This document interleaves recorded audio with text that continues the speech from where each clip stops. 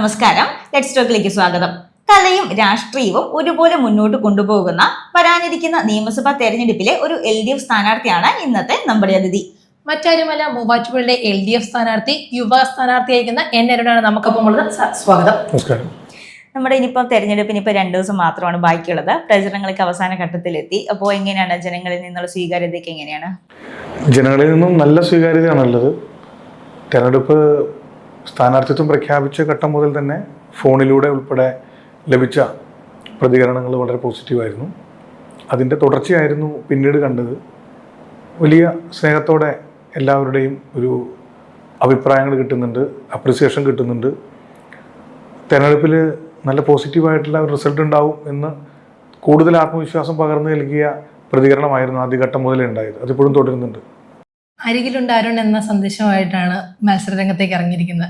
വിജയിച്ചു വന്നാൽ തന്നെ മണ്ഡലത്തിൽ സജീവമായിട്ടുള്ള ഒരു MLA ആയിരിക്കുമോ? 100% വിജയിച്ചു വരുന്നാൽ മാത്രമല്ല, ഞാൻ ഈ മണ്ഡലത്തിൽ സജീവമായിട്ട് വർഷങ്ങളോളം ഉള്ള ആളാണ്. വിദ്യാർത്ഥി സംഘടനാ രാഷ്ട്രീയം മുതൽ മൂവാറ്റുപുഴ നഗരത്തിലുണ്ട്. ഒരു 25 വർഷത്തിലേറെ കാലമായിട്ട് മൂവാറ്റുപുഴ നഗരത്തിലുള്ള ആളാണ്. പിന്നെ തിരുവനന്തപുരത്തേക്ക് AISF-ന്റെ സംസ്ഥാന പ്രസിഡൻ്റായി പോയപ്പോഴും അതിനുശേഷം AIYF-ന്റെ സംസ്ഥാന പ്രസിഡൻ്റായി പോയപ്പോഴും എൻ്റെ സാന്നിധ്യം മൂവാറ്റുപുഴയിലുണ്ട്. അപ്പോൾ പുതിയ ഒരാളൊന്നും അല്ലേ, ഇവിടെ ഉള്ള ആൾ തന്നെയാണ്. അപ്പോൾ കൂടുതൽ സമയം ഇവിടെ ചിലവഴിക്കേണ്ടി വരുന്നു മാത്രമല്ല അതിനിടയിൽ 2015, 2020 കാലഘട്ടത്തിൽ ജില്ലാ പഞ്ചായത്ത് അംഗം എന്ന നിലയിൽ മൂവാറ്റുപുഴയിൽ മുഴുവൻ സമയം ഉണ്ടായിരുന്നു, ജനപ്രതിനിധി എന്ന നിലയിൽ.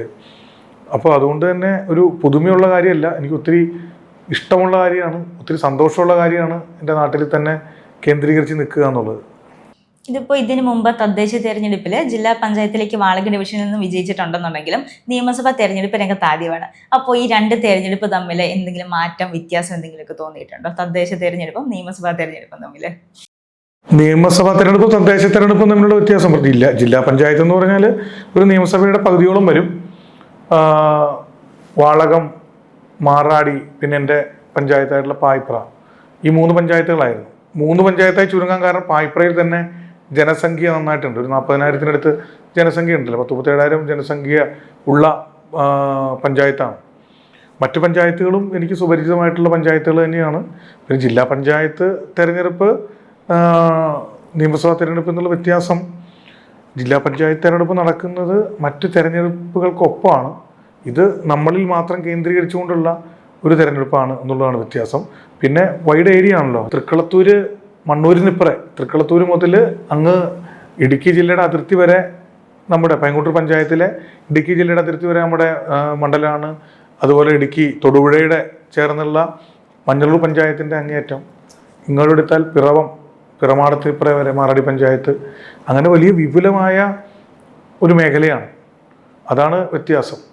ഇപ്പം ജില്ലാ പഞ്ചായത്ത് അംഗമായിരുന്നു. അപ്പം ജില്ലാ പഞ്ചായത്ത് അംഗമായിരുന്ന സമയങ്ങളിൽ ഏറ്റവും കുറവ് അറ്റൻഡൻസ് അംഗമെന്ന് കേട്ടിട്ടുണ്ട്. എന്താ, അങ്ങനെ ഉള്ളതാണോ? ഉള്ളതല്ല, നുണയാണല്ലോ മൂവാറ്റുപുഴയിലെല്ലാം. ഈ മാത്യു കൊള്ളനാടൻ വന്ന ശേഷമുള്ള ഒരു പ്രത്യേക രീതിയാണത്. ഇപ്പോൾ ഇന്നലെ ഞാൻ കേട്ടു, ഇപ്പോൾ പറഞ്ഞു ഏറ്റവും കുറവ് അറ്റൻഡൻസ് എനിക്കാണ്. മൂവാറ്റുപുഴയിൽ തന്നെ ജീവിച്ചിരിക്കുന്ന ഒരു ജില്ലാ പഞ്ചായത്ത് പ്രസിഡന്റ് ഉണ്ട് എൻ്റെ ഒപ്പം, അല്ലെങ്കിൽ അവരുടെ ഒപ്പമായിരുന്നു ജില്ലാ പഞ്ചായത്തിൽ ഉണ്ടായിരുന്നത്. വളരെ ജെനുവിനാ, മാത്യുവിനെ പോലെയൊന്നുമല്ല.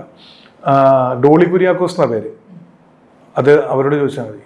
ആ സഭയ്ക്കകത്ത് അല്ലെങ്കിൽ ആ ജില്ലാ പഞ്ചായത്തിൽ എന്തായിരുന്നു എൻ്റെ പെർഫോമൻസ് എന്നുള്ളത്, എത്രമാത്രം ക്രിയാത്മകമായിരുന്നു. എനിക്ക് തോന്നുന്നു അറ്റൻഡൻസ് ഏറ്റവും കൂടുതലുള്ള ആളുകളുടെ ഒരാളാണ് ഞാൻ. ഇന്നലെ കേട്ടു, സോഷ്യൽ മീഡിയയിൽ കൂടി ഒരു പുതിയ പ്രചരണം കേട്ടു, ഞാൻ 8 കോടി രൂപ ഫണ്ട് ലാപ്സാക്കി. ഞാൻ MP ആണല്ലോ. ഒരു ജില്ലാ പഞ്ചായത്ത് മുമ്പ് 8 കോടി രൂപ ഫണ്ട് ലാപ്സാക്കണമെങ്കിൽ വല്ലാതെ പ്രയാസപ്പെടും. ആകെയുള്ള കിട്ടിയ ഫണ്ട് മുഴുവൻ നഷ്ടപ്പെടുത്തിയാൽ മാത്രമേ നടക്കുള്ളൂ. അപ്പോൾ ഈ സത്യത്തിൽ അസ്വസ്ഥമായി പോവാണ്. ഈ മൂവാറ്റുപുഴ ഇങ്ങനെയൊന്നും ആയിരുന്നില്ല. മാത്യുവിന് പിന്നെ മൂവാറ്റുപുഴ വലിയ പരിചയമില്ല. അടുത്ത കാലത്താണ് ഈ മൂവാറ്റുപുഴയിലെ പൊതുരാഷ്ട്രീയ രംഗത്തേക്കൊക്കെ വന്നത്. തെരഞ്ഞെടുപ്പിന് തൊട്ട് മുമ്പ് കുറേ സർക്കസ് കാണിച്ച് ആണ് വന്നത്. ഇങ്ങനെയൊക്കെ പറഞ്ഞു പോവുക, ഈ നുണപ്രചരണക്കാരനാണ്. അപ്പോൾ മൂവാറ്റുപുഴയ്ക്കൊരു ശൈലിയുണ്ട്. ഇവിടെയൊക്കെയുള്ള ആളുകളോട് ചോദിച്ചറിയാം.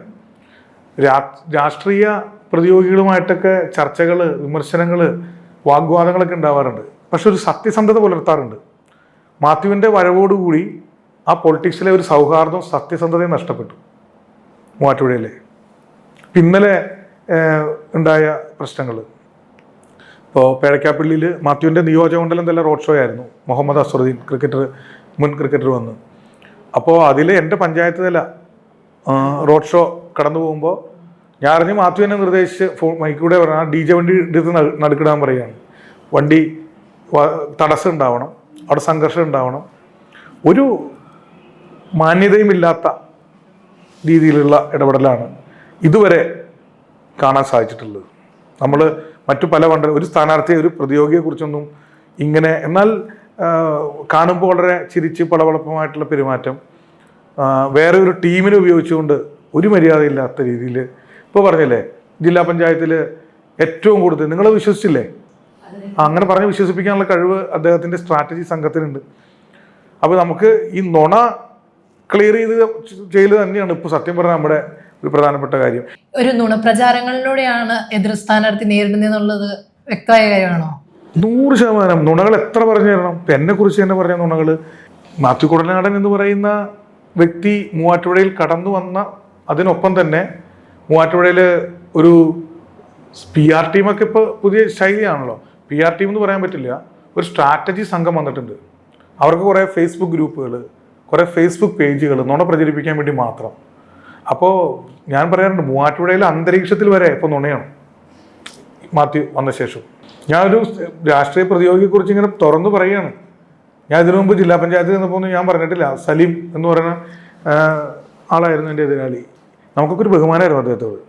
അദ്ദേഹം തിരിച്ചും എന്നോടതാ കാണിച്ചിട്ടുള്ളൂ. ഇതിനു മുമ്പ് തെരഞ്ഞെടുപ്പിൻ്റെ ചുമതലകൾ ഉണ്ടായിട്ടുണ്ട്. LDFിൻ്റെ കൺവീനറാണ് 11 കൊല്ലമായിട്ട്. ജോസഫ് വാഴക്കൻ മത്സരിച്ചിട്ടുണ്ട്. അതിനു മുമ്പ് ഞങ്ങൾക്കെതിരെ ജോണി നെല്ലൂർ മത്സരിച്ചിട്ടുണ്ട്. അന്നൊക്കെ പുലർത്തിയ, തൊട്ടടുത്ത് മണ്ഡലങ്ങളുണ്ടല്ലോ, അന്നൊക്കെ പുലർത്തിയ ഒരു മര്യാദ ഇവിടെ കാണുന്നില്ല. കാണുമ്പോൾ വളരെ മാന്യമായ സൗഹാർദ്ദമായ മുഖവും വേറൊരു ടീമിനെ ഉപയോഗിച്ച് വ്യക്തിഹത്യ, അത്തരത്തിലുള്ള വളരെ മോശമായിട്ടുള്ള പ്രവർത്തനങ്ങളും, അതാണ് ഇദ്ദേഹം. ഈ രാഷ്ട്രീയത്തിൽ എപ്പോഴും കണ്ടുവരുന്ന രണ്ട് സ്ഥാനാർത്ഥികളുടെ സൗഹൃദ മത്സരം. ഇപ്പം മൂവാറ്റുപുഴ നോക്കിക്കഴിഞ്ഞാൽ ഇപ്പം ഇലക്ഷൻ ഡിക്ലെയർ ചെയ്തതിനു ശേഷം തന്നെ പല സ്ഥലങ്ങളിലും കുറച്ച് അസ്വാരസ്യങ്ങളും ഇപ്പം ഇന്നലെ തന്നെ 2 സ്ഥലങ്ങളിലും ഉണ്ടായിട്ടുണ്ട്. അപ്പൊ അത് ഭയങ്കരമായിട്ടും ഇലക്ഷൻ പ്രവർത്തനങ്ങളെ ബാധിക്കുന്നുണ്ടോ? ഇലക്ഷൻ പ്രവർത്തനം ബാധിക്കുന്നില്ല. ഇപ്പം ഞങ്ങളുടെ പ്രവർത്തകർ സജീവമായി നമ്മുടെ പ്രവർത്തനമായിട്ട് പോകണു. ഇവരിങ്ങനെ സ്ട്രാറ്റജി സംഘം മെനഞ്ഞു കൊടുക്കുന്ന നുണകളുമായി നടക്കുന്നു, അത്രേ ഉള്ളൂ. ഇപ്പൊ മൂവാറ്റുപുഴ മണ്ഡലത്തെ നോക്കുകയാണെന്നുണ്ടെങ്കിൽ റവന്യൂ വകുപ്പ് മന്ത്രി K. രാജൻ സാറിന്റെ സഹോദരി ഭർത്താവാണ്. ഈ ബന്ധം ഉപയോഗിച്ച് മൂവാറ്റുപുഴ മണ്ഡലത്തിന്റെ പല വികസന പദ്ധതികൾക്കും തടസ്സപ്പെടുത്താൻ NRN ശ്രമിക്കുന്നുണ്ടെന്ന് പലപ്പോഴും UDF ആരോപിച്ച് കേട്ടിട്ടുണ്ട്. അതിനെ എങ്ങനെയാണ് പ്രതിരോധിക്കുന്നത്? UDF അല്ല, ഈ മാത്യുവിന്റെ സ്ട്രാറ്റജി സംഘം. UDFിലൊക്കെ മാന്യന്മാരാണ് ഭൂരിഭാഗവും, നമുക്കറിയാം. അപ്പോൾ അവരൊക്കെ എല്ലാവരും പറയുന്നുണ്ടോ ഇവിടെ വേറെ എത്രയോ നേതാക്കൾ? ജോസഫ് വാഴക്കൻ ഇവിടെ MLA ആയിരുന്ന ആളാണ്. അദ്ദേഹം ഇവിടെ ഒരിക്കൽ പോലും പറഞ്ഞായിട്ട് ഞാൻ കേട്ടിട്ടില്ല. UDFിൻ്റെ നേതാക്കന്മാരുണ്ടല്ലോ, പ്രധാനപ്പെട്ട നേതാക്കന്മാർ ഓരോരുത്തരും, അവരാരും പറഞ്ഞു കേട്ടിട്ടില്ലല്ലോ. ഇത് വേറൊരു സംഘത്തെ ഉപയോഗിച്ച് പറയിക്കുന്നതല്ലേ? നിങ്ങൾക്ക് അറിയാമല്ലോ മൂവാറ്റുപുഴയിലെ UDF നേതാക്കന്മാരുടെ പേര് ഓരോന്നോരോന്ന് ഞാൻ പറയുന്നില്ല. ഞാൻ ഒരാളുടെ പേര് പറഞ്ഞു. ഈ മാത്യു കുടൽനാടൻ്റെ സ്ട്രാറ്റജി സംഘം അല്ലാതെ ഈ ആരോപണം ഉന്നയിച്ച ഒരു UDFകാരൻ്റെ പേര് പറയാമോ? പേര് പറയാൻ ഇല്ല നിങ്ങൾക്ക്. ഇനിയിപ്പോൾ പറയിക്കുമെന്ന് എനിക്കറിയില്ല. അപ്പോൾ ഈ സ്ട്രാറ്റജി സംഘമാണ് ഇതൊക്കെ പറയുന്നത്. പിന്നെ അരൂപികളാണ് മൂവാറ്റുപുഴ മുഴുവൻ. അരൂപികളെന്ന് പറഞ്ഞാൽ ഫേസ്ബുക്കിലെ കള്ള ഐഡികൾ, അതിൽ കൂടെയാണ് ഇത്തരം ദുരാരോപണങ്ങൾ മുഴുവൻ ഉന്നയിച്ചുകൊണ്ടിരിക്കുന്നത്. പിന്നെ ചോദ്യത്തിന് മറുപടി ഞാൻ പറയാം. K. രാജൻ പാർട്ടിയുടെ ദേശീയ സെൻട്രൽ കൗൺസിൽ മെമ്പറാണ്. ഞാൻ ഈ പാർട്ടിയുടെ എറണാകുളം ജില്ലാ സെക്രട്ടറിയാണ്. K. രാജൻ AISFിൻ്റെ സംസ്ഥാന പ്രസിഡന്റും സംസ്ഥാന സെക്രട്ടറിയും, എൻ്റെ ചേച്ചി AISFിൻ്റെ സംസ്ഥാന വൈസ് പ്രസിഡന്റുമായിരുന്നു. ആ സമയത്ത് ഞാൻ മൂവാറ്റുപുഴ നിയോജകമണ്ഡലം പ്രസിഡന്റാണ്. ഞാൻ ഈ സംഘടനയുടെ AISFിൻ്റെ ജില്ലാ സെക്രട്ടറി, സംസ്ഥാന പ്രസിഡന്റ്, ദേശീയ സെക്രട്ടേറിയറ്റ്, AIYFിൻ്റെ ജില്ലാ സെക്രട്ടറി, AIYFിൻ്റെ ദേശീയ എക്സിക്യൂട്ടീവ്, AIYFിൻ്റെ സംസ്ഥാന പ്രസിഡന്റ്, CPIയുടെ ജില്ലാ സെക്രട്ടറി, LDFിൻ്റെ നിയോജകമണ്ഡലം കൺവീനറായിട്ട് 11 വർഷം പൂർത്തീകരിക്കുകയാണ്. അങ്ങനെ ആരുടെയെങ്കിലുമൊക്കെ സഹായം വേണ്ട എനിക്കിപ്പോൾ ഇത്തരമൊരു ചുമതലയിലേക്ക് വരാൻ. എൻ്റെ ചുമതലയിലേക്ക് ഇരുന്ന ആളുകളൊക്കെ AIYFിൻ്റെ സംസ്ഥാന ഭാരവാഹിയായിരുന്ന ഒരുമാതിരി എല്ലാവരും തിരഞ്ഞെടുപ്പിലൊക്കെ മത്സരിച്ചിട്ടുണ്ട്. ഇതിപ്പോൾ ഈ സ്ട്രാറ്റജി സംഘം ഇളക്കി വിടുന്നതല്ലാതെ എത്ര വില കുറഞ്ഞ ആരോപണങ്ങളാണ്. നമ്മൾ മാത്യുവിനെതിരെ പറയുന്ന ആരോപണമൊന്നും അല്ലല്ലോ. മാത്യു വികസനം കൊണ്ടുവന്നിട്ടില്ല, സ്വന്തമായൊരു പ്രോജക്റ്റ് ഇല്ല, ഒരു പ്രോജക്റ്റ് സബ്മിറ്റ് ചെയ്തിട്ടില്ല. എൽദോ എബ്രഹാം കൊണ്ടുവന്ന പ്രോജക്റ്റ് തൻ്റേതാണെന്ന് പറയുന്നു. കിഫ്ബി എതിർത്ത് പ്രോജക്റ്റുകൾ കൊണ്ടുവന്നിട്ടില്ല. ഇപ്പോൾ തെരഞ്ഞെടുപ്പായപ്പോൾ കിഫ്ബി പ്രകാരം വന്ന പ്രോജക്റ്റുകൾ തൻ്റേതാണെന്ന് പറഞ്ഞു. ഇതൊക്കെയാണ് ഞങ്ങൾ പറയുന്ന ആരോപണം. ഇദ്ദേഹം പറയുന്ന അളിയൻ്റെ കഥ, അമ്മാവൻ്റെ കഥ. വേറെ എന്താണ്? ജില്ലാ പഞ്ചായത്തിൽ ഹാജരുണ്ടായില്ല. ജില്ലാ പഞ്ചായത്തിൽ നിന്നിപ്പോൾ എൻ്റെ പ്രസിഡൻ്റാണല്ലോ. എൻ്റെ പെർഫോമൻസ് എങ്ങനെയാണ് നിങ്ങൾ ചോദിച്ചു നോക്ക്. അവരെത്ര പ്രാവശ്യം പ്രസംഗിച്ചിട്ടുണ്ടെന്നറിയോ? ഞാൻ അവിടെ എത്രമാത്രം അവർ നല്ല പ്രോജക്റ്റുകൾ കൊണ്ടുവരുന്ന കാര്യത്തിലും മാത്രമല്ല, LDF തന്നെ ഭരിക്കുന്ന സമയമാണല്ലോ. കൃഷി വകുപ്പ് മന്ത്രിയായിട്ട് അതുപോലെ വിവിധ മന്ത്രിമാരൊക്കെ ആയിട്ട് ഈ നമ്മുടെ ജില്ലാ പഞ്ചായത്തിൻ്റെ ഭരണസമിതി അവരെ മുഴുവൻ കണക്ക് വെച്ചുകൊണ്ടിരുന്ന ഒരു വ്യക്തിയായിരുന്നു ഞാൻ. ആ പ്രോജക്റ്റുകളുടെ ഒക്കെ ഭാഗമായി നിൽക്കുകയും ചെയ്തിട്ടുണ്ട്. അന്നത്തെ ജില്ലാ പഞ്ചായത്തിലുള്ള കോൺഗ്രസ്സുകാർ ആരും പറയില്ല. ഇനിയിപ്പോലെ ഭീഷണിപ്പെടുത്തി പറയിച്ചാൽ മാത്രമേ ഉള്ളൂ. തെരഞ്ഞെടുപ്പ് പ്രഖ്യാപിച്ചപ്പോൾ മുതൽ മൂവാറ്റുപുഴ മണ്ഡലം ജനങ്ങൾ കേൾക്കുന്ന ഒരു കാര്യമാണ് സോഷ്യൽ ഓഡിറ്റ്. ഇപ്പം അങ്ങ് തന്നെ സോഷ്യൽ ഓഡിറ്റിന് തയ്യാറാണെന്നുള്ള പ്രസ്താവന നടത്തുകയും എതിർ സ്ഥാനാർത്ഥി അത് അംഗീകരിക്കുകയും ചെയ്തിരുന്നു. പക്ഷെ എന്തുകൊണ്ടൊരു ഇപ്പം എതിർ സ്ഥാനാർത്ഥി പറഞ്ഞ സോഷ്യൽ ഓഡിറ്റിനും പൊളിറ്റിക്കൽ ഓഡിറ്റിനെല്ലാം ഞാൻ തയ്യാറാണെന്നുള്ളത് പറഞ്ഞ് രംഗത്ത് വരികയും ചെയ്തു. പക്ഷെ അത് ഇതുവരെ നടന്നിട്ടില്ല. ജനങ്ങൾ പ്രതീക്ഷിക്കുന്നുണ്ട് അങ്ങനെ ഒരു സോഷ്യൽ ഓഡിറ്റ് നടക്കണം, അല്ലെങ്കിൽ MLA ആയിട്ടുള്ളത്. പക്ഷെ എന്തുകൊണ്ടാണ് നടക്കാതെ പോകുന്നത്? എന്തുകൊണ്ട് നടക്കാതെ പോകുന്നു? ആരാ സോഷ്യൽ ഓഡിറ്റ് നടത്തുന്നുണ്ട്? ഇദ്ദേഹം അറിയില്ലാത്തതുകൊണ്ടല്ല. സോഷ്യൽ ഓഡിറ്റ് എന്താണ്? സോഷ്യൽ ഓഡിറ്റ് എന്ന് പറഞ്ഞാൽ അതിൻ്റെ അർത്ഥം എന്താ? സോഷ്യൽ ഓഡിറ്റ് ആരാണോ കക്ഷി, ആ കക്ഷി സ്വയം നടത്തേണ്ടതാണ്. ആ സോഷ്യൽ ഓഡിറ്റ് നടത്തപ്പെടുമ്പോൾ അങ്ങോട്ട് ബന്ധപ്പെട്ട അഭിപ്രായം പറയേണ്ട ആളുകൾക്ക് വരും. അവർ ചോദ്യം ചോദിക്കും, അല്ലെങ്കിൽ പബ്ലിക് ചോദിക്കും. ചിലപ്പോൾ അത് ഓൺലൈനിലാകാം, ചിലപ്പോൾ അത് മീഡിയ മുഖേനയാകാം, ചിലപ്പോൾ അത് നേരിട്ടാകാം. ഇവിടെ കഴിഞ്ഞ ശനിയാഴ്ച 11 മണിക്ക് സോഷ്യൽ ഓഡിറ്റ് എന്നൊരു വർത്തമാനം കേട്ടു. എനിക്കൊരു കടലാസ് കിട്ടിയിരുന്നു. ഞാൻ അതിൻ്റെ അടിസ്ഥാനത്തിൽ പ്രസ് ക്ലബ്ബിൽ ചെന്നു. ഞാൻ എൻ്റെ വീഡിയോ എടുത്ത് വെച്ചിട്ടുണ്ട്. കാരണം മാത്യു ആയതുകൊണ്ട് മാത്രമാണ്. അവിടെ ചെല്ലുമ്പോൾ അവിടെ ഗ്രില്ല് അടച്ച് കിടക്കുക. ഞാൻ വിളിച്ചു ചോദിക്കുമ്പോൾ ഇന്ന് സോഷ്യൽ ഓഡിറ്റ് നടത്തുന്നില്ല. ഞാൻ റെക്കോർഡ്സും രേഖകളൊക്കെ ആയിട്ടാണ് പോയിട്ടുള്ളത്. ഞാനിപ്പോൾ ചോദിക്കാം, ഈ പറയുന്ന ചോദ്യങ്ങൾക്ക് മാത്രം മറുപടി തന്നാൽ മതി. മൂവാറ്റുപുഴയിൽ അദ്ദേഹം ഇറക്കിയിട്ടുള്ള പുസ്തകത്തിൽ അതിൽ അദ്ദേഹത്തിൻ്റെ പദ്ധതി ഏതാണ്? നഗരവികസന പദ്ധതി അദ്ദേഹത്തിൻ്റെ ആണോ? മൂവാറ്റുപുഴ സ്റ്റേഡിയം അദ്ദേഹത്തിൻ്റെതാണോ? അദ്ദേഹം പറയുന്ന നമ്മുടെ പ്രധാനപ്പെട്ട തേനി റോഡ് ഉൾപ്പെടെയുള്ള റോഡുകൾ അദ്ദേഹത്തിൻ്റെതാണോ? മുറിക്കല്ല് ബൈപ്പാസ് അദ്ദേഹത്തിൻ്റെതാണോ? ആ പദ്ധതി ലാപ്സായി പോയിട്ടൊന്നുമില്ലല്ലോ. അതാണ് പറഞ്ഞത്. ഇവിടെ ഒന്നും നടന്നിട്ടില്ല 5 വർഷക്കാലം. ഒരു പ്രൊജക്റ്റും സ്വന്തം എന്ന രീതിയിൽ എടുത്ത് പറയാനില്ല. അതാ പറഞ്ഞത്. സോഷ്യൽ ഓഡിറ്റിന് തയ്യാറാവാൻ അദ്ദേഹമല്ലേ ചെയ്യേണ്ടത്? അദ്ദേഹം അത് തയ്യാറായിട്ടില്ലല്ലോ. മീഡിയയുടെ മുമ്പിൽ പോലും വന്നില്ലല്ലോ. ആ മീഡിയ ചോദിച്ച ചോദ്യങ്ങൾക്കും വ്യക്തമായ മറുപടി പറഞ്ഞിട്ടില്ലല്ലോ. ഇപ്പം ഞാൻ പറയുന്നത് ആ പുസ്തകം എടുത്ത് വെച്ച് ഞാനിപ്പോൾ ചോദിക്കാം. ഇനിയിപ്പോൾ ഒരുമിച്ചിരിക്കണ്ട, അദ്ദേഹം ഓൺലൈനിലൂടെ മറുപടി പറഞ്ഞാൽ മതി. സോഷ്യൽ ഓഡിറ്റ് എന്ന് പറഞ്ഞാൽ ഒരാളാണെന്നാണ് വിചാരിച്ചേ. ആർക്കും പങ്കെടുക്കാം. സോഷ്യൽ ഓഡിറ്റ് എന്ന് പറഞ്ഞാൽ മുഖാമുഖമല്ല. ഒന്നാമത്തെ കാര്യം, ഈ മാത്യു കുടനാണ്ടും സംഘം ആളുകളെ തെറ്റിദ്ധരിപ്പിക്കുക. നിങ്ങളെ തെറ്റിദ്ധരിപ്പിച്ചിട്ടുണ്ട്. എന്താണ് സോഷ്യൽ ഓഡിറ്റിംഗ്? സോഷ്യൽ ഓഡിറ്റിംഗ് എന്ന് പറഞ്ഞാൽ നമുക്കത് ഏത് രീതിയിൽ നടത്താൻ പറ്റും? സാധാരണ ഡയറക്റ്റ് നടത്തുകയാണെങ്കിൽ സോഷ്യൽ ഓഡിറ്റിന് വിധേയമാകുന്ന വ്യക്തി വിഷയം അവതരിപ്പിക്കുന്നു. ചോദ്യം ചോദിക്കാൻ താല്പര്യമുള്ളവർക്ക് ചോദിക്കാം. ഭയന്നുപോയി മാത്യു കുടനാടൻ. മനസ്സിലായോ? ചിലപ്പോൾ എൽദോയൊക്കെ വരുന്നു വിചാരിച്ചു കാണും. എൽദോ ഒന്നും അവിടെ വന്നില്ല. 4 പേര് ചേർന്നു വന്ന് അദ്ദേഹത്തിന് എന്താ ഭയം? എനിക്കറിയില്ല. അത് 4 പേര് ചേർന്നു, അതല്ലേ സോഷ്യൽ ഓഡിറ്റിംഗ് എന്ന് പറഞ്ഞത്. ഇപ്പം ഞാൻ മാത്രം വന്നാൽ ഇതേ ചോദ്യമല്ലേ ഞാൻ ചോദിക്കാൻ പോകുന്നത്. അദ്ദേഹത്തിന് ഇപ്പോൾ ഭയം ഉണ്ടാവും, ഉളുപ്പുണ്ടാവും, നാണം ഉണ്ടാവും. കാരണം എൽദോയൊക്കെ നിൽക്കുമ്പോൾ ആ എൽദോ കൊണ്ടുവന്ന പദ്ധതികളാണല്ലോ തൻ്റേതാണെന്ന് എന്നോട് പറയാൻ ചിലപ്പോൾ അത്ര ഉളുപ്പ് തോന്നില്ല. കാരണം ഞാൻ കൊണ്ടുവന്നല്ലോ. എൽദോ പ്രകാമൊക്കെ നിൽക്കുമ്പോൾ ചില പ്രയാസം തോന്നും. ഇപ്പം നമ്മൾ തെരഞ്ഞെടുപ്പിലേക്ക് തിരിഞ്ഞു നോക്കുകയാണെന്നുണ്ടെങ്കിൽ നിയമസഭാ തെരഞ്ഞെടുപ്പ് രംഗത്ത് പുതുമുഖമാണ് എന്ന് ആരെങ്കിലും ഒക്കെ പറഞ്ഞു കേട്ടിട്ടുണ്ടോ? ഉണ്ടെങ്കിൽ അതിനെ എങ്ങനെയാണ് പുതുമുഖമാണല്ലോ പറഞ്ഞിട്ട സത്യമല്ലേ? നിയമസഭാ തെരഞ്ഞെടുപ്പ് ഞാൻ പുതുമുഖമാണ്. രാഷ്ട്രീയത്തിലെ പൊതുപ്രവർത്തനത്തിലെ ജനപ്രതിനിധി സഭയിലേക്ക് പുതുമുഖമല്ല. CPIയുടെ ജില്ലാ സെക്രട്ടറി അംഗം എന്നുള്ള രീതിയിൽ ആ അനുഭവം എങ്ങനെ തെരഞ്ഞെടുപ്പിൽ മുതൽക്കൂട്ടായി? ജില്ലാ സെക്രട്ടറി എന്നുള്ളതില്ല ആ അനുഭവം. ജില്ലാ സെക്രട്ടറി എന്നുള്ള അനുഭവം എനിക്ക് 7 മാസത്തേ ഉള്ളൂ. ദീർഘകാലമായിട്ട് CPIയുടെ സംസ്ഥാന കൗൺസിലുണ്ട്, ജില്ലാ നിർവാഹക സമിതിയിലുണ്ട്, വിവിധ ബഹുജന സംഘടനകളുടെ ഭാരവാഹിത്വം ഉണ്ടായിരുന്നു. ആ അനുഭവ സമ്പത്ത് സ്വാഭാവികമായും എനിക്ക് ഗുണം ചെയ്യും. LDFന്റെ നിയോജകമണ്ഡലം കൺവീനറാണ് 11 വർഷക്കാലമായിട്ട്. അതൊക്കെ എനിക്ക് ഒരു കരുത്ത് തന്നെയാണ്. രാഷ്ട്രീയത്തെയും കലയെ ഒരുമിച്ച് മുന്നോട്ട് കൊണ്ടുപോകുന്ന ഒരാളാണ്. എങ്ങനെ ഈ 2 ധ്രുവങ്ങളുടെ കാര്യം ഒരുമിച്ച് കൊണ്ടുപോകാൻ പറ്റുന്നത്? രണ്ടിടത്തും എങ്ങനെ സജീവമായിട്ട് പ്രവർത്തിക്കാൻ പറ്റുന്നത്? കാരണം എത്രയോ ആളുകൾ നമുക്ക് ഉദാഹരണമുണ്ട്. എന്നെക്കാളൊക്കെ വലിയ കലാകാരന്മാർ തന്നെ ഉദാഹരണമുണ്ട്. എന്നെക്കാളൊക്കെ മികച്ച നിയമസഭാ സാമാജികന്മാർ തന്നെ ഉദാഹരണമുണ്ട്. തോപ്പിൽ ബാസി ഒരേ സമയം KPSC പ്രവർത്തനവും നിയമസഭാ സാമാജികനുമായിരുന്നു. കാമ്പിശ്ശേരി കരുണാകരൻ ഒരേപോലെ ഇത് രണ്ടും കൊണ്ടുകിടന്ന ആളുകളായിരുന്നു. CPMന്റെ ജില്ലാ സെക്രട്ടറി ആയിരുന്ന, തിരുവനന്തപുരം ജില്ലാ സെക്രട്ടറി ആയിരുന്ന പീരപ്പങ്കോട് മുരളിയുണ്ട്. അങ്ങനെ എത്ര ആൾക്കാരുണ്ട്. ഇപ്പോൾ CPIന്റെ ദേശീയ ജനറൽ സെക്രട്ടറി സഖാവ് MA ബേബി കലാകാരൻ കൂടിയാണ്. എൻ്റെ കലാപ്രവർത്തനത്തിനൊക്കെ ഞാൻ സമയം കണ്ടെത്തും. നമ്മുടെ വീട്ടിലെ കാര്യങ്ങൾക്ക് സമയം കണ്ടെത്തുന്നില്ലേ?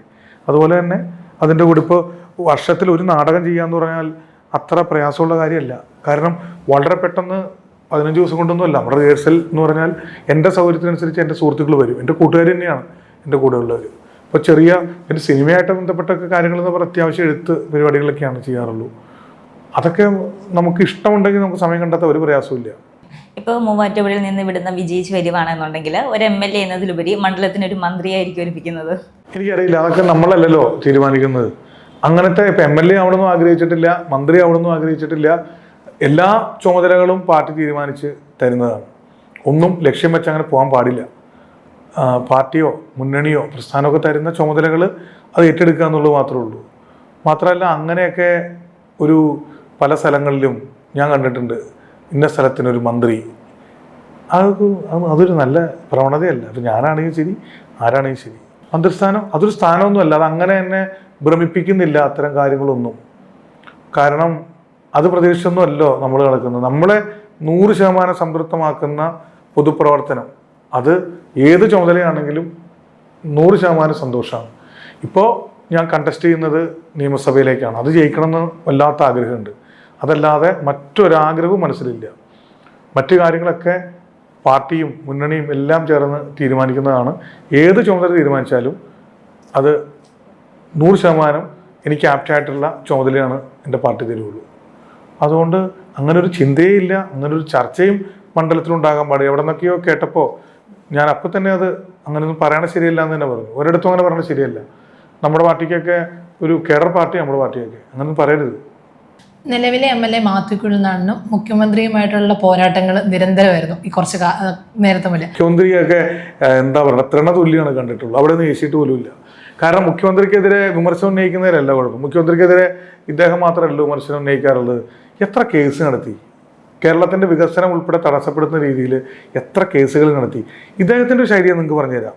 ലൈം ലൈറ്റ് നിലനിൽക്കാനുള്ള ഇന്നും പത്രസമ്മേളനം നടത്തി എന്തൊക്കെയോ പറഞ്ഞിട്ടുണ്ട്. ഒരു തെളിവുമില്ല, മനസ്സിലാവണം. ഒരു തെളിവുമില്ലാതെ വെറുതെ എന്തെങ്കിലുമൊക്കെ ഊഹാപോഹം വെച്ചൊരു പുകമറ സൃഷ്ടിക്കൽ മാത്രമാണ് ഇദ്ദേഹത്തിൻ്റെ ലക്ഷ്യം. ഇദ്ദേഹം കൊണ്ടുവന്ന ഏതെങ്കിലും ആരോപണം 1% ജനങ്ങളെ ഏറ്റെടുക്കുകയോ തെളിയിക്കപ്പെടുകയോ ചെയ്തിട്ടുണ്ടോ? എത്ര വിഷയമാണ് പറഞ്ഞത്?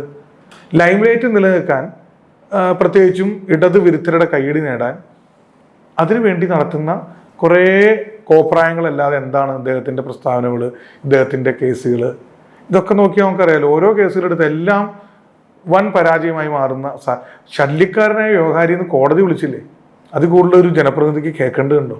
അപ്പോൾ പിന്നെ വേറൊരു കാര്യമുണ്ട്. ഇപ്പോൾ ഈ മുഖ്യമന്ത്രിക്കെതിരെ പറഞ്ഞുകൊണ്ടിരിക്കുന്നതുകൊണ്ട് തന്നെ അദ്ദേഹം വേറൊരു കൗശലമുണ്ട് അദ്ദേഹത്തിൻ്റെ. ഇരവാദം മുഴക്കി പല കാര്യങ്ങളിലും തടിയപ്പം. മണ്ഡലത്തിൻ്റെ വികസനത്തിൻ്റെ കാര്യം പറയുമ്പോൾ ഞാൻ മുഖ്യമന്ത്രി വിമർശിച്ചു, അതുകൊണ്ട് എനിക്ക് ഫണ്ട് കിട്ടിയില്ല.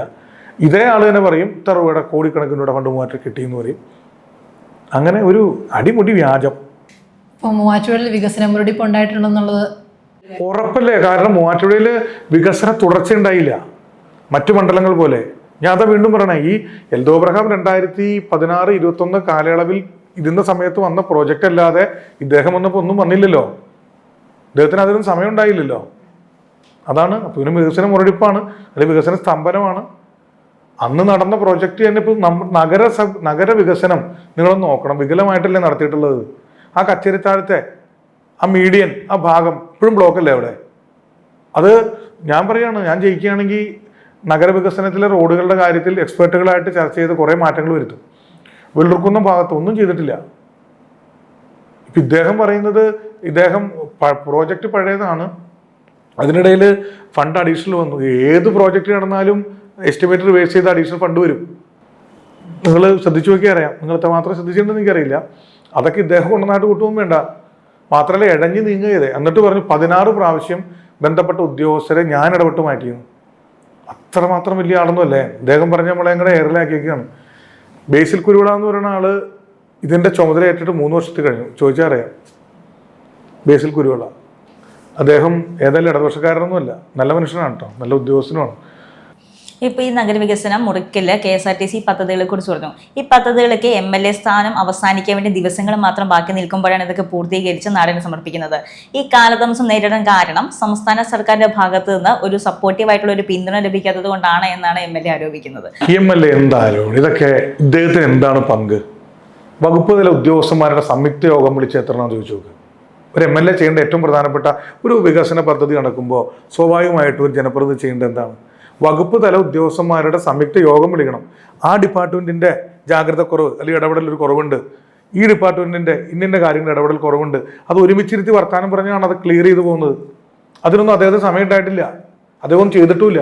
ഇവിടെ ഇത്രയെങ്കിലും നടത്തിയതിൻ്റെ ഉത്തരവാദികൾ ആരാണ്? ഇടതുപക്ഷത്തിൻ്റെ പ്രവർത്തകരല്ലേ നിരന്തരം മന്ത്രിമാരെ പോയി കണ്ടുകൊണ്ടിരുന്നത്? സഖാവ് ഗോപി കോട്ടമുറിക്കൽ, സഖാവ് ബാബു പോള്, സഖാവ് അനീഷ് മാത്യു, സഖാവ് PM ഇസ്മയിൽ, സഖാവ് എൽദോ അബ്രഹാം, സഖാവ് PR മുരളീധരൻ. എത്ര പ്രാവശ്യം ഞാൻ ഉൾപ്പെടെ അവരോട് പോയിട്ടുണ്ടെന്നറിയോ? ബന്ധപ്പെട്ട മന്ത്രിമാരുടെ ഓഫീസുകളിലൊക്കെ, അല്ലെങ്കിൽ വകുപ്പ് തല ഉദ്യോഗസ്ഥന്മാരുടെ മന്ത്രിമാരുടെ PSമാരുടെ അടുത്തൊക്കെ. ഇദ്ദേഹം ഒരിക്കലും അവിടെ നിന്ന് പോയിട്ട് പോലുമില്ല. കാരണം ഇദ്ദേഹത്തെ സംബന്ധിച്ചിടത്തോളം അവരൊക്കെ ഇദ്ദേഹത്തെക്കാളൊക്കെ വളരെ ചെറിയ ആളുകളാണ്. അപ്പോൾ മറ്റേ ഒരു സിനിമയുണ്ട് ശ്രീനിവാസൻ്റെ, ഉദയനാണ് താരം, കണ്ടോ സിനിമ? അതിൻ്റെ അകത്ത് സരോജ് കുമാർ പറയുന്നുണ്ട്, എന്നെ ഇടിക്കണമെങ്കിൽ വേണമെങ്കിൽ അമരേഷ് പുരി വരട്ടെ. അപ്പോൾ വേണമെങ്കിൽ ഇദ്ദേഹം പറയും, പ്രധാനമന്ത്രി വന്ന് നേരിട്ട് ചർച്ച ചെയ്താൽ നഗരവികസനത്തിന് വേണ്ടി ഞാൻ എന്തെങ്കിലും ചെയ്യാമെന്ന് പറയുന്ന ആളാണ്. അപ്പോൾ അദ്ദേഹം അത്തരം ഒരു ഇടപെടലും ഇത്തരം കാര്യങ്ങളൊന്നും നടത്തിയിട്ടില്ല. നമ്മളിപ്പോൾ കുറച്ച് മുമ്പ് ജോസഫ് വാഴക്കൻ്റെ കാര്യം പറഞ്ഞിട്ടുണ്ടായിരുന്നു. മൂവാറ്റുപുഴ മണ്ഡലത്തിൽ നോക്കുകയാണെന്നുണ്ടെങ്കിൽ MLA ആയിരുന്ന സമയത്ത് ഏറെ ജനകീയനായിട്ടുള്ള ഒരു MLA ആയിരുന്നു ജോസഫ് വാഴക്കൻ. എന്നാൽ ഈ നിയമസഭാ തെരഞ്ഞെടുപ്പ് സമയത്ത് സീറ്റ് കൊടുക്കാമെന്ന് പറഞ്ഞതല്ലാതെ ജോസഫ് വാഴക്കന് സീറ്റ് കൊടുക്കാണ്ട് ഒഴിവാക്കുന്ന ഒരു അവസരം ഉണ്ടായിട്ടുണ്ടായിരുന്നു. അപ്പോൾ ജോസഫ് വാഴക്കൻ അതിന് പ്രതിഷേധം രേഖപ്പെടുത്തുകയും ചെയ്തിട്ടുണ്ടായിരുന്നു. അപ്പോൾ അതേക്കുറിച്ച് എന്തായിരുന്നു സാറിൻ്റെ അഭിപ്രായം? അത് അവരുടെ പാർട്ടിയുടെ വിഷയമല്ലേ, ഞാൻ അതിൻ്റെ അകത്ത് അഭിപ്രായം പറയേണ്ട ആളല്ല. ജോസഫ് വാഴക്കൻ വളരെ സീനിയർ ആയിട്ടുള്ള നേതാവാണ്. അദ്ദേഹത്തിന് സീറ്റ് പ്രതീക്ഷിക്കുന്നതിൽ കാര്യം തെറ്റുമില്ല. പിന്നെ അതൊക്കെ തീരുമാനിക്കുന്ന ഒരു പാർട്ടിയാണ്, കോൺഗ്രസ് ആണ്. അതുകൊണ്ടൊക്കെ അങ്ങനെയൊക്കെ നടക്കും. പക്ഷേ എനിക്ക് തോന്നി അദ്ദേഹം ഒരു ഉത്തമനായ കോൺഗ്രസ് പ്രവർത്തകനാണ്. അദ്ദേഹം വേറെ ഒരു കോലാഹലത്തിന് നിന്നില്ല. അദ്ദേഹത്തിൻ്റെ അഭിപ്രായം പറഞ്ഞു. അദ്ദേഹം തിരഞ്ഞെടുപ്പിൽ സജീവമായി. അദ്ദേഹം കോട്ടയത്ത് UDFൻ്റെ മുഖ്യ ചുമതല എടുത്ത് അതിൻ്റെ വർക്കും ചെയ്യുന്നുണ്ട്. പിന്നെ ജോസഫ് വാഴക്കനൊക്കെ ആയിരുന്ന സമയത്ത് ഞങ്ങൾ തർക്കിച്ചിട്ടുണ്ട്. ഞാൻ ജില്ലാ പഞ്ചായത്ത് മെമ്പറാണ്, എന്നെക്കാളൊക്കെ വലിയ സീനിയർ ആയിട്ടുള്ള ആളാണ്. എന്നെ വിമർശിച്ചിട്ടുണ്ട്, ഞാനും വിമർശിച്ചിട്ടുണ്ട്. പക്ഷെ അന്നൊക്കെ അതിനൊരു എന്താ പറയണേ, ഒരു സ്പിരിറ്റ് ഉണ്ടായിരുന്നു. ആ സ്പിരിറ്റ് എന്ന് പറഞ്ഞാൽ ഒരു പൊതുപ്രവർത്തനത്തിൻ്റെ ഒരു മാന്യതയുടെ സ്പിരിറ്റായിരുന്നു. അപ്പോൾ നാളെ ജോസഫ് വാഴക്കൻ മൂവാറ്റിൽ ഞാനായിട്ട് മത്സരിക്കേണ്ടി വന്നാലും ഞാനത് തുറന്നു പറയും. തുറന്നു പറയാൻ ഒരു മടിയില്ല. ഇവിടുത്തെ പത്രക്കാരോട് ചോദിച്ചാൽ മതി. വാഗ്വാദങ്ങൾ ഉണ്ടാകുമ്പോഴും രാഷ്ട്രീയ പ്രതിവാദങ്ങളും ചർച്ചകളൊക്കെ ഉണ്ടാകുമ്പോഴും അതിനൊരു പൊളിറ്റിക്കൽ മാന്യത ഉണ്ടായിരുന്നു. ഈ PR-നെയൊക്കെ വെച്ചുകൊണ്ട് ഈ നുണപ്രചരണമോ ഇങ്ങനത്തെ കാര്യങ്ങളൊന്നും ഉണ്ടായിരുന്നില്ല. അപ്പം എനിക്ക് തോന്നുന്നു ഏറ്റവും കൂടുതലുള്ളത് മൂവാറ്റുപുഴയിലാണ്. കേരള സംസ്ഥാനത്ത് ഏറ്റവും കൂടുതൽ ഈ അരൂപികളുടെ ആക്രമണം നടക്കുന്ന സ്ഥലം മൂവാറ്റുപുഴയാണ്. ഇപ്പോൾ സോഷ്യൽ മീഡിയയിൽ എല്ലാ കാര്യങ്ങളും ചർച്ച ചെയ്യപ്പെടുന്നതും അത് പ്രത്യക്ഷത്തിൽ ആരും ഒന്നും കാര്യങ്ങൾ സംസാരിക്കുന്ന ഒന്നുമില്ല. എല്ലാ സോഷ്യൽ മീഡിയകളോ മാത്രമാണ്. അത് മൂവാറ്റുപുഴ ഇച്ചിരി കൂടുതലാണ്. അതായത് ഗ്രൂപ്പുകളിലും അതിന് മാത്രമേ ചർച്ചകളുള്ളൂ. പൊതുവായിട്ട് ഇപ്പം നമ്മളൊരു അഭിപ്രായം, ഇപ്പം ഞങ്ങൾ മാധ്യമപ്രവർത്തകർ ഞങ്ങളൊരു അഭിപ്രായം ചോദിച്ച് ഒരാളുടെ അടുത്ത് നിന്ന് ആർക്കും അഭിപ്രായമില്ല. പക്ഷേ ഈ പറയുന്ന ആൾക്കാർ തന്നെ സോഷ്യൽ മീഡിയയിൽ ഭയങ്കര ആക്റ്റീവാണ്. അത് വികസനത്തിൽ ഇപ്പം നമ്മുടെ തെറ്റ് കണ്ടല്ലേ ഒരു സംഭവം ഉണ്ടെങ്കിൽ അത് ചൂണ്ടിക്കാണിക്കുക എന്നുള്ളത് വോട്ട് ചെയ്യുന്ന ഓരോരോ അവകാശമാണ്. അത് പലപ്പോഴും ചെയ്യുന്നില്ല എന്ന് തോന്നിയിട്ടുണ്ടോ? അത് തോന്നിയത് വളരെ സന്തോഷം. ആരെങ്കിലുമൊക്കെ പറയുന്നുണ്ടല്ലോ. കാരണം ഇവിടെ ശ്രീമാൻ മാത്യു കുടനാടൻ്റെ പ്രവർത്തനങ്ങൾക്ക് നേതൃത്വം കൊടുക്കുന്നത് ഈ അരൂപികളാണെന്ന് ഞാൻ പറഞ്ഞല്ലോ. ഈ അരൂപികളാണ് ഇത്തരം ചർച്ചകളൊക്കെ നടത്തുന്നത്. വികസനത്തെക്കുറിച്ചാണെങ്കിലും രാഷ്ട്രീയ പ്രതിയോഗികളെക്കുറിച്ച് വിമർശനം ഉന്നയിക്കുന്നതാണെങ്കിലും ഒക്കെ ഈ സോഷ്യൽ മീഡിയ വഴി മാത്രമാണ്. ഡയറക്റ്റ് ഒന്നുമില്ല, ഡയറക്റ്റ് പ്രത്യേകിച്ച് പറയാനുമില്ല. ഇന്നലെ ഇവിടെ മീഡിയാസ് ചോദിക്കുന്ന കേട്ടല്ലോ, ഈ പ്രോജക്റ്റുകളൊന്നും പുതിയത് വന്നില്ല എന്ന് പറയുന്നുണ്ടല്ലോ, പുതിയ പദ്ധതിയൊന്നും 5 വർഷം ഉണ്ടായില്ല. അതിന് അദ്ദേഹം മറുപടി വന്നില്ലല്ലോ. ഇവിടെ മാധ്യമപ്രവർത്തകരുണ്ടല്ലോ, ചോദിച്ചു നോക്ക്. അദ്ദേഹം അന്നേരം എൻ്റെ ചില വർത്തമാനങ്ങൾക്ക് മറുപടി പറഞ്ഞ് വിഷയം മാറ്റിക്കൊണ്ടുപോയി. അതല്ലാതെ മൂവാറ്റുപുഴ ഏത് പ്രോജക്റ്റ് വന്നു, പുതിയ പ്രോജക്റ്റ്, ആ പ്രോജക്റ്റൊക്കെ വന്നിട്ടുണ്ട് എന്ന് പറഞ്ഞിട്ട് എന്താണെന്ന് അദ്ദേഹം പറഞ്ഞില്ല. എന്നിട്ട് അദ്ദേഹം അടുത്ത വിഷയത്തിലേക്ക് പോയി. ഇപ്പോൾ പരാജയ ഭീതിയിലാണ്. അതുകൊണ്ടാണ് ഇന്നലെ ആ സംഘർഷം ഉണ്ടാക്കാൻ നോക്കിയത്. ഇന്ന് ബോംബ് പൊട്ടിക്കുന്നു എന്ന് പറഞ്ഞുകൊണ്ട് ഇപ്പോൾ ഞാൻ ഈ സിനിമയോട് ഒത്തിരി ഇഷ്ടമുള്ളതുകൊണ്ടാണ് കേട്ടോ. ആ പ്രിയർസിൻ്റെ ഒരു സിനിമയുണ്ടല്ലോ, മിഥുനം, അതിൻ്റെ അകത്ത് നെടുപടികളും മന്ത്രവാദി ഇങ്ങനെ ഒരു തേങ്ങ ഇതാ പൊട്ടി ഇന്ന് പൊട്ടിച്ചപ്പോൾ ഞാൻ വിചാരിച്ചു എന്തോ വലിയ സംഭവമാണ്. ഇത്രയൊക്കെ ഉള്ളൂ. അതാണ് മൂവാറ്റുപുഴ. ഇപ്പം മണ്ഡലത്തിൽ വിജയിച്ച് വരുവാണെങ്കിൽ എന്തൊക്കെ ഇപ്പം പകുതി വികസനം ഉണ്ടായിട്ടുണ്ട്. ഇനി എന്തൊക്കെയായിരിക്കും മൂവാറ്റുപുഴയ്ക്ക് വേണ്ടി ചെയ്യാൻ ഇപ്പോൾ മനസ്സിലായി? ഇതിൻ്റെ പ്രകടന പത്രികയൊക്കെ പുറത്തിറക്കിയിട്ടുണ്ടായിരുന്നു. അതനുസരിച്ച് ഏതൊക്കെയായിരിക്കും ഇന്ന പദ്ധതികൾ ഞാൻ നടപ്പിലാക്കും എന്ന് ഉറച്ചു പറയാൻ പറ്റുന്ന പദ്ധതികൾ പറയും? പ്രകടന പത്രികയിലെല്ലാം വളരെ വ്യക്തമാക്കി പറഞ്ഞിട്ടുണ്ട്. പിന്നെ പ്രകടന പത്രിക അതേപടി നടപ്പിലാക്കലല്ല ലക്ഷ്യം. പ്രകടന പത്രിക മൂവാറ്റുപുഴയിലെ ജനങ്ങളുമായി ചർച്ച ചെയ്യും. മൂവാറ്റുപുഴയിലെ എക്സ്പേർട്ടുകൾ, മൂവാറ്റുപുഴയിലെ മാധ്യമപ്രവർത്തകർ, പരിചയസമ്പന്നരായിട്ടുള്ള രാഷ്ട്രീയ പ്രവർത്തകർ, അവരായിട്ടൊക്കെ ഡിസ്കസ് ചെയ്ത് മൂവാറ്റുപുഴയുടെ സാധ്യത അനുസരിച്ച് വേഗത്തിൽ കൊണ്ടുവരിക എന്നുള്ളതാണ് ഏറ്റവും പ്രധാനപ്പെട്ട കാര്യം. ഒരു പ്രോജക്റ്റ് വരണമെങ്കിൽ ഒത്തിരി കാലം എടുക്കാറുണ്ട്. ആ കാലതാമസം ഒഴിവാക്കി വളരെ വേഗത്തിൽ കൊണ്ടുവരിക എന്നുള്ളതാണ് ലക്ഷ്യം. പിന്നെ പ്രധാനമായിട്ടും മൂവാറ്റുപുഴയെ നമുക്ക് മൂന്നായിട്ട് തിരിക്കാം. മൂവാറ്റുപുഴയിൽ വികസന പദ്ധതികളോ വികസന പ്രവർത്തനങ്ങളോ. ഒന്ന് നഗരവുമായി ബന്ധപ്പെട്ട വികസന പദ്ധതികൾ നമുക്ക് പൂർത്തീകരിക്കേണ്ടതുണ്ട്. ഇപ്പം ഞാൻ പറഞ്ഞല്ലോ, വികലമായിട്ടുള്ള റോഡ് ഈ ഫണ്ട് കിഫ്ബി പ്രകാരം വന്നു എന്നതിൻ്റെ ആ അടിസ്ഥാനത്തിൽ ആ തുകയ്ക്കനുസൃതമായിട്ടുള്ള റിസൾട്ട് നമുക്ക് റോഡിൽ ഉണ്ടായിട്ടില്ല, നമ്മുടെ നഗരവികസനത്തിൽ ഉണ്ടായിട്ടില്ല. വെള്ളൂർക്കുന്നം മുതൽ അപ്പുറത്തേക്കുള്ള നഗരവികസന പദ്ധതി പൂർത്തീകരിക്കാൻ പറ്റിയിട്ടില്ല. പണം കൊടുത്ത് അക്യൂരത ഭൂമിയിൽ ഉപയോഗിച്ചിട്ടില്ല. ഈ നമ്മുടെ നികുതി പണവും അതുപോലെ നമ്മുടെ വിദേശത്തുള്ള നമ്മുടെ സഹോദരങ്ങൾ കിഫ്ബി മുഖേന നൽകിയ പണം ഉപയോഗിച്ചാണല്ലോ ഈ ഭൂമി ഏറ്റെടുത്തത്. ആ ഏറ്റെടുത്ത ഭൂമി ഒരു ഉപയോഗിക്കാതെ കിടക്കുകയാണ് മൂവാറ്റുപുഴയിൽ. അതുകൂടാതെ നഗരത്തിൻ്റെ നിർമ്മാണത്തിൽ പലയിടങ്ങളിലും വൈകല്യമുണ്ട്, വികലമായി കിടക്കുകയാണ്. ആ കാര്യത്തിൽ നമുക്ക് മാറ്റം വരുത്തേണ്ടതുണ്ട്. അതുകൂടാതെ നഗരവുമായി ബന്ധപ്പെട്ട് പുതിയ ബൈപ്പാസിൻ്റെ നിർമ്മാണം അത്യാവശ്യമാണ്. മുറിക്കല്ല് പാലം അത് നമുക്ക് ഉപയോഗിക്കേണ്ടതുണ്ട്. അതുകൂടാതെ നഗരം സഞ്ചാരയോഗ്യമാക്കുവാനും നഗരത്തിലേക്ക് പുതിയ സംരംഭകർ നഗരത്തിലേക്ക് മാത്രം നഗര സമീപ പ്രദേശത്തേക്കൊക്കെ കടന്നു വരാനും. ഇപ്പം നമുക്കറിയാം, നമുക്ക് എന്ത് സാധനം വാങ്ങണമെങ്കിലും നമുക്ക് എറണാകുളത്ത് പോകണം, അല്ലെങ്കിൽ തൊടുപുഴയ്ക്ക് പോകണം. ഈ തൊടുപുഴയ്ക്കും എറണാകുളത്തേക്കും പോവാതെ നമുക്ക് മൂവാറ്റുപുഴയിലെ നമ്മുടെ സുഹൃത്തുക്കളെ, നമ്മുടെ സഹോദരന്മാരെ മൂവാറ്റുപുഴയിൽ തന്നെ ഈ ഉപഭോക്താക്കളാക്കി മാറ്റാവുന്ന, അല്ലെങ്കിൽ മൂവാറ്റുപുഴയിൽ നിന്ന് തന്നെ സാധനങ്ങൾ വാങ്ങാനുള്ളൊരു സംവിധാനം ഉണ്ടാക്കണം. ഒരു വ്യാപാര കേന്ദ്രമാക്കി മൂവാറ്റുപുഴയെ മാറ്റാനുള്ള ശ്രമം നമ്മുടെ വ്യാപാരി സുഹൃത്തുക്കളൊക്കെയായി ചേർന്ന് നടത്തണം എന്നുള്ള ചിന്തയുണ്ട്. അതുകൂടാതെ മൂവാറ്റുപുഴ രണ്ടാമത്തെ ഞാൻ കാര്യം ഒരു കാർഷിക മേഖലയാണ്. വൈവിധ്യമാർന്ന കൃഷികളുള്ള മേഖലയാണ്. നമ്മൾ കാണുന്ന കൃഷി കൂടാതെ മൂവാറ്റുപുഴയ്ക്ക് വ്യത്യസ്തമായ കുറച്ച് കാർഷിക രീതികൾ കൂടിയുണ്ട്. അപ്പോൾ അതിനെല്ലാം കൂടി സംയോജിപ്പിച്ച് അതിനൊരു പ്രത്യേക പാക്കേജ് വേണം. പൈനാപ്പിള്, റംബൂട്ടാൻ, അതൊക്കെ മറ്റൊരു മേഖലയിൽ നിൽക്കുന്നതാണ്. റബ്ബർ പോലെ, ജാതി പോലെ, വാഴ പോലെ, നെൽകൃഷി പോലെ, അങ്ങനെ പല കൃഷികൾ നിൽക്കുമ്പോഴും വ്യത്യസ്തമായ മറ്റു ചില കാർഷിക രീതികൾ കൂടിയുണ്ട്. അതിനെ മെച്ചപ്പെടുത്താൻ, അതിന് കൂടുതൽ സബ്സിഡികൾ കൊടുക്കാൻ, കർഷകർക്ക് സഹായങ്ങൾ കൊടുത്ത് മാക്സിമം കൃഷിയെ പ്രോത്സാഹിപ്പിക്കാനൊക്കെയുള്ള ഒരു പരിശ്രമം കാർഷിക മേഖലയിൽ നടത്തണം എന്നൊരാഗ്രഹമുണ്ട്. പിന്നെ മൂവാറ്റുപുഴയിലേക്ക് സംരംഭകരെ, വ്യവസായ സ്ഥാപനങ്ങളെ കൊണ്ടുവരാനുള്ള പരിശ്രമം നടത്തണം. കാരണം മൂവാറ്റുപുഴയ്ക്ക് വിപുലമായ സ്ഥലമുണ്ട്. സ്ഥലം നമുക്ക് ഇഷ്ടം പോലെ ഉണ്ടല്ലോ. നഗരത്തിന് അപ്പുറത്തേക്ക് ഇപ്പുറത്തേക്ക് എടുത്ത് ഇഷ്ടം പോലെ സ്ഥലങ്ങളുണ്ട്. അത് ഉപയോഗിച്ചുകൊണ്ട് ഇപ്പോൾ നമുക്കറിയാം മൂവാറ്റുപുഴയിലെ എത്ര നല്ല വ്യവസായ സ്ഥാപനങ്ങളാണ് ഉള്ളത്.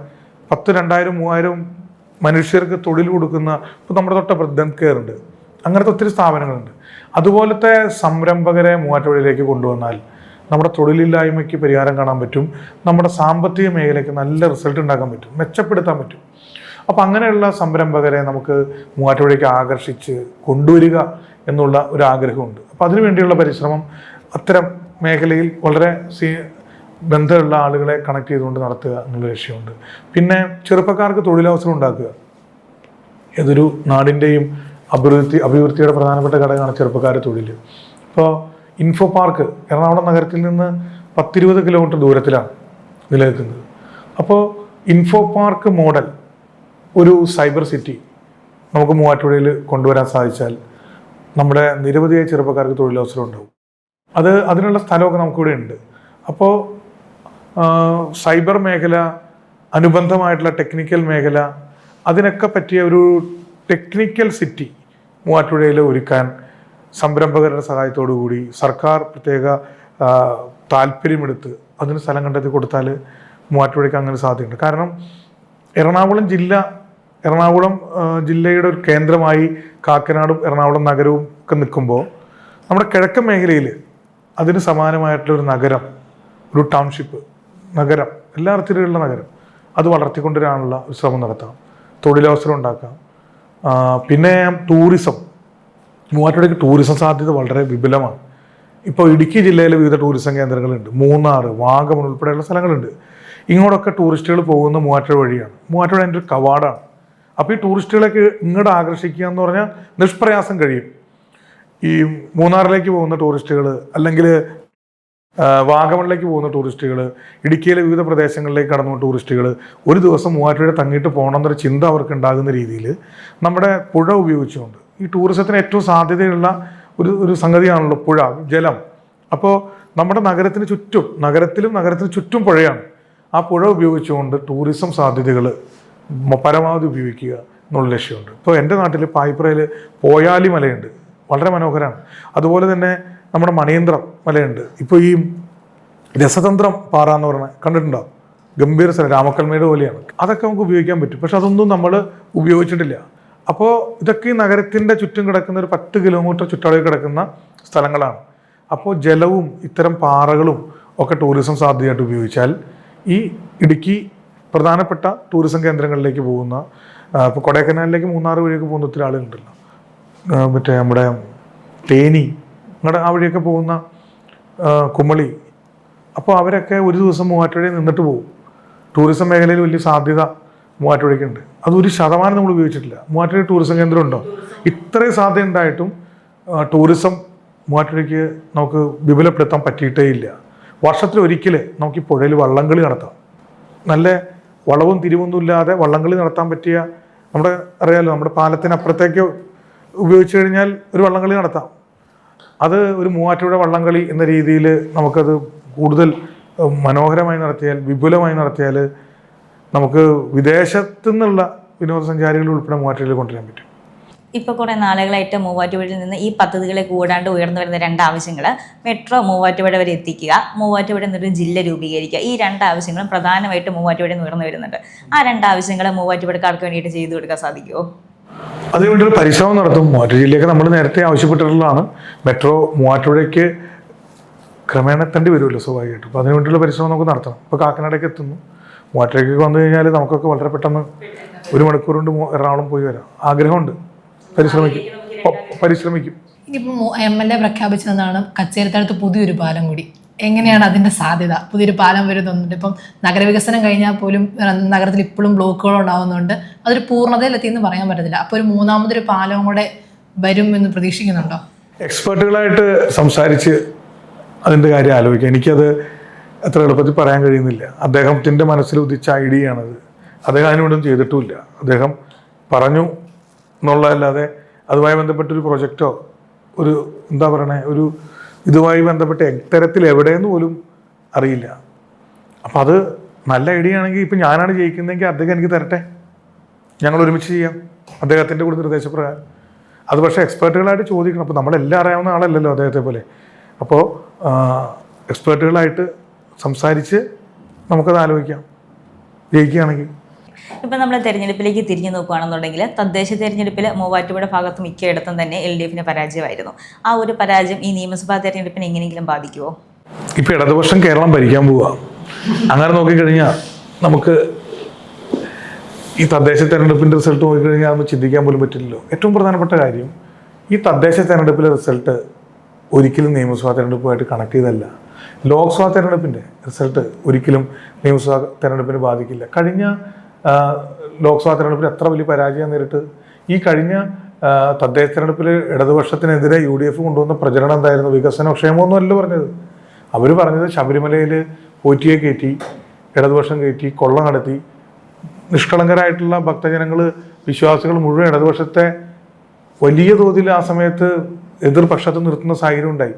പിന്നീട് മനസ്സിലായല്ലോ ആരാണ് കൊണ്ടുവന്നതെന്ന്. അടൂർ പ്രകാശിൻ്റെ പ്രിയപ്പെട്ട ആളാണല്ലോ ഈ പോറ്റി വേണുഗോപാൽ. ഇപ്പോഴത്തെ കേരളം പിടിച്ചെടുക്കാൻ നടക്കുന്ന വേണുഗോപാലാണെന്ന് ഇതൊക്കെ നയിക്കുന്ന മന്ത്രി.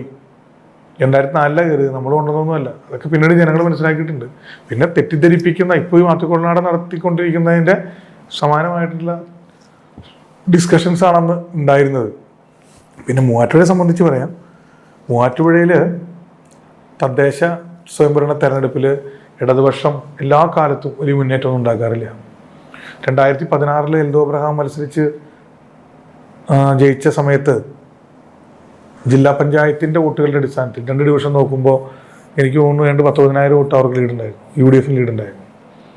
അന്നും വളരെ തുച്ഛമായിട്ടുള്ള പഞ്ചായത്തുകളാണ് LDF ഭരിച്ചിട്ടുള്ളൂ. ബ്ലോക്ക് പഞ്ചായത്തിൽ ഭീമഭൂരിപക്ഷമായിരുന്നു. ബ്ലോക്ക് പഞ്ചായത്ത് എന്ന് പറഞ്ഞാൽ മൂവാറ്റുപുഴ നിയോജകമണ്ഡലം മുഴുവൻ ഉൾക്കൊള്ളുന്ന ആ ഡിവിഷൻ ആ ബ്ലോക്ക് പഞ്ചായത്ത് വലിയ ഭൂരിപക്ഷമായിരുന്നു UDF. ഇലക്ഷൻ റിസൾട്ട് വന്നപ്പോൾ എന്തോ 10,000-ത്തിനടുത്ത് വോട്ടിന് ജയിച്ചില്ലേ. അത് 2 തരത്തിലാണ് വോട്ട് ചെയ്യുന്നത്. മൂവാറ്റുപുഴയല്ല, കേരളം പൊതുവെ ആ രീതിയിലാണ് തിരഞ്ഞെടുപ്പിനെ സമീപിക്കാറുള്ളത്. ഇപ്പം ഈ നിയമസഭാ തെരഞ്ഞെടുപ്പിൽ എത്ര വോട്ടുകളുടെ ഭൂരിപക്ഷത്തോടെ ആയിരിക്കും എന്നേരുടെ വിജയം? ജയിക്കുന്നു പറയാം. ഭൂരിപക്ഷം അങ്ങനെ ഒരു നമുക്കത് പറയാൻ പറ്റില്ല. ഏതായാലും സാമാന്യം മോശമില്ലാത്ത വിജയം ഉണ്ടാകും. അതിന് കാരണം ഞാൻ മുമ്പ് സൂചിപ്പിച്ച MLAയുടെ പ്രവർത്തനം ജനം വിലയിരുത്തും എന്നുള്ളത് തന്നെയാണ്. UDFകാർ വരെ വോട്ട് കിട്ടും. അത് പക്കാ പൊളിറ്റിക്കലായി UDFകാർ പോലും ഈ തെരഞ്ഞെടുപ്പിന് മൂവാറ്റുപുഴയെ കാണില്ല എന്നാണ് ഞാൻ കരുതുന്നത്. അപ്പോൾ വോട്ടിൻ്റെ ലീഡൊന്നും ഞാനങ്ങനെ പറയുന്നത് ശരിയല്ല. ഏതായാലും സാമാന്യം മെച്ചപ്പെട്ട ഭൂരിപക്ഷത്തോടുകൂടി വിജയിക്കാൻ സാധിക്കും എന്നാണ് കരുതുന്നത്. പിന്നെ മുന്നണിയുടെ നേതാക്കന്മാരോട് ചോദിച്ചാൽ താഴെ പഞ്ചായത്ത് ബൂത്ത് തരത്തിൽ നിന്നുള്ള കണക്ക് വെച്ചുള്ള ഡീറ്റെയിൽസൊക്കെ തരുമായിരിക്കും. കാരണം ഞാനത് അങ്ങനെ പറയുന്നത് ശരിയല്ല. എനിക്കറിയില്ല ജയിക്കും.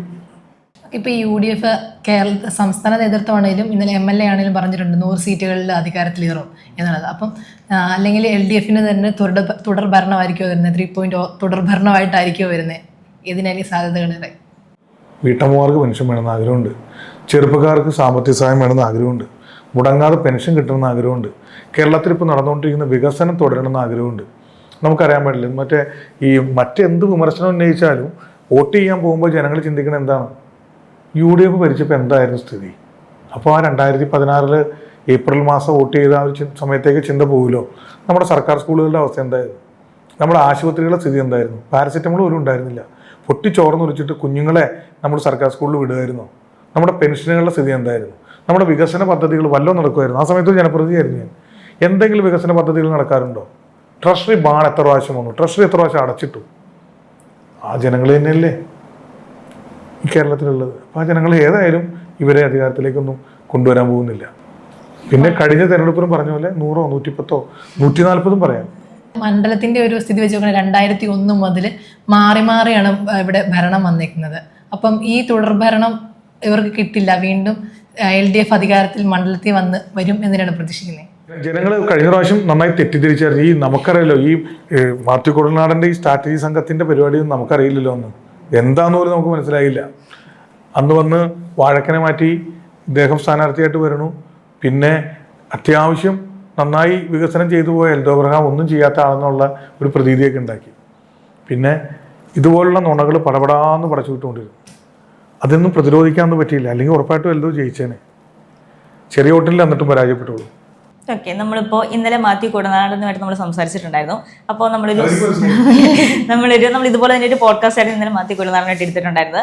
അപ്പോൾ ഒരു സോഷ്യൽ ഓഡിറ്റിന്, ഒരു പൊളിറ്റിക്കൽ ഓഡിറ്റിന് നമ്മളൊരു അവസരം ഒരുക്കുകയാണെന്നുണ്ടെങ്കിൽ മാത്യു കുഴൽനാടൻ നമ്മൾ പറയുന്ന സമയത്ത്